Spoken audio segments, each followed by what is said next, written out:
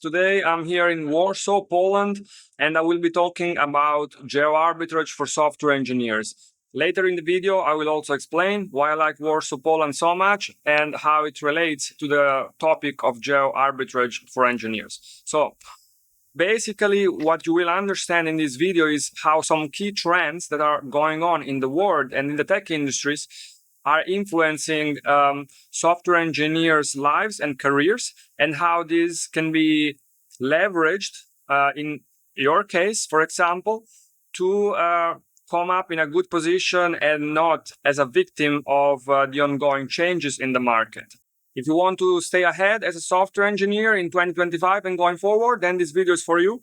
And I hope it will be valuable. So let's get started. Basically, what geo-arbitrage means in very simple terms is having a pay that is somewhat location independent, or at least it's related to high cost, high paid country. So your pay is going to be in dollars or in euro. Basically, you will have a good salary, but without having to live in some high cost or in some cases high tax countries, such that your pay will go a very long way in your life setup instead of if you were in a high cost, high tax country. So let's break it down this a little bit. High cost, high tax. I mentioned these two variables because these are the two variables that in the end are going to affect your cost calculation. Of course, income is part of your personal finance, but costs of living and taxes are equally important. Because if you earn a lot of money, but a lot of it goes into taxes, of course, it means you effectively make less money, as well as if the cost of living is very high and for everything that you do in life, you have to pay like a lot of money, then also your salary has to be kind of put into context and it has to be taken as a lower salary kind of, right? So this variable matter. This is why I recommend, if you can, to get a remote job. And these days you can get 6 figures remote job working from Europe that allow, basically from companies that are allowed to work from Europe. I made a few videos about that. You can check it on my channel.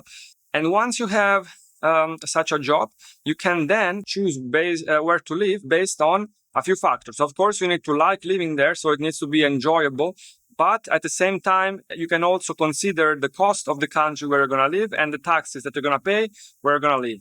Taxes, it will depend a little bit because full-time employees get paid differently than contractors, for example.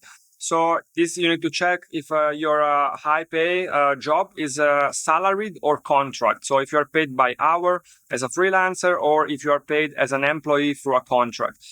Then you need to check the taxes in each of these cases in a few countries in Europe and choose which ones you like.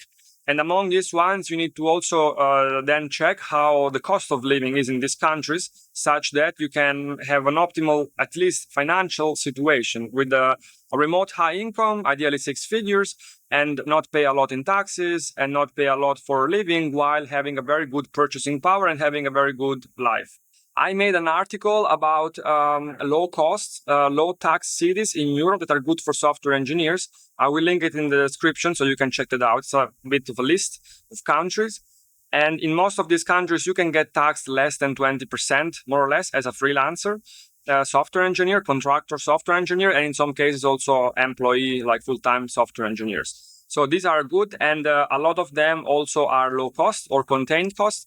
So yeah, they can be optimal in this sense, and they also provide very good lifestyle in general. Of course, you need to take into account that a lot of these countries that offer these features, low cost, low tax, are usually not the most developed in a sense, but not in the way you might think, in the sense that it's not like these people are uncivilized or infrastructure is very bad or something, police is corrupt. In certain countries, you can have very good life standards, even though the cost is lower and the tax is lower.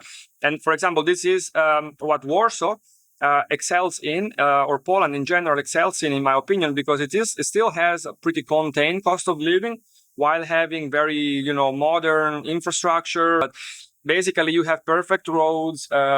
you have very good amenities, good hospitals, good schools, good private schools, and everything has a relatively contained cost. And you can also have very good taxes as a software engineer, especially if you are a freelancer, you can get taxed at like less than 15%. So in this sense, it's a pretty optimal location, in my opinion. That's why I also like to spend time here sometimes.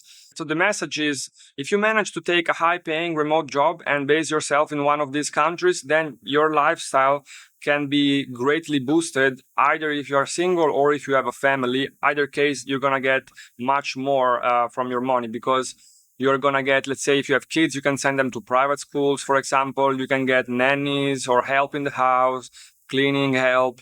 All these things are going to make your life much easier. And if you're single, also, you can have a better lifestyle. At the end of the day, you can go out all the time. You can order food.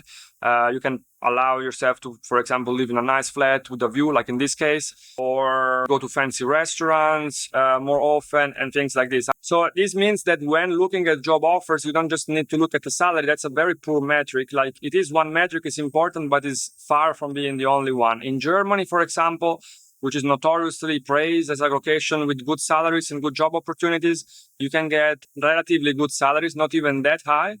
And the cost of living is going to be not so low. And the taxes can be very high, meaning that your lifestyle is going to be quite limited in a way. And also, once you are remote, another thing you can do is basically choose where to live based on your preferences. So, for example, if you are someone who likes a big city like me, then you're going to like Warsaw. If you are someone who wants to be in the sun, then maybe you're going to like south of Spain or Cyprus or Italy or Albania or Greece, for example. So, and if you like, a certain type of culture, if you like it more Western, maybe you can like Lisbon. If you like it more Eastern European, maybe you can like areas in the Balkans or Czech Republic.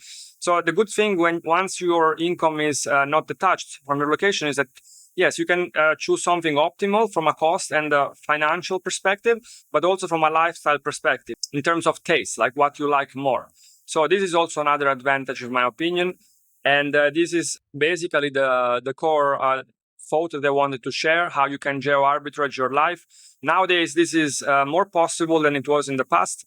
There is a lot of opportunities for high-paid remote jobs. You can also have some hybrid setups where you work for a company, but you also do some consulting on the side, maybe on your own, or some coaching, or maybe you do some projects on Upwork or similar, or maybe you do some software projects on your own that you sell.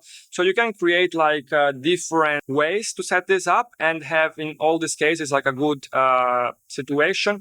Another thing you can do actually is by taking a tech job in a location with high salaries for the cost of living, like Poland or Romania or Serbia, for example, but many other countries actually. Like all these countries, they have very high IT salaries compared to their cost of living, because IT salaries are a little bit getting globalized in some sense. And this means that it's not uncommon for even developers working local jobs here to make 100K per year. Like if you work at Google, even as a mid-level engineer in Warsaw, you're already making 100K.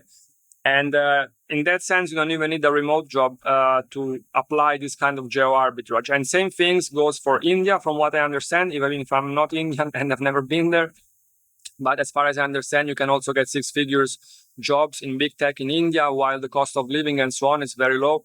And this doesn't even require you getting a remote job. I think I shared what I wanted to share. I will go more into details in future videos on a topic like taxes or cost of living. And you can also check my newsletter, see what you like there, and I can make a video on what you are curious the most. Have a good one.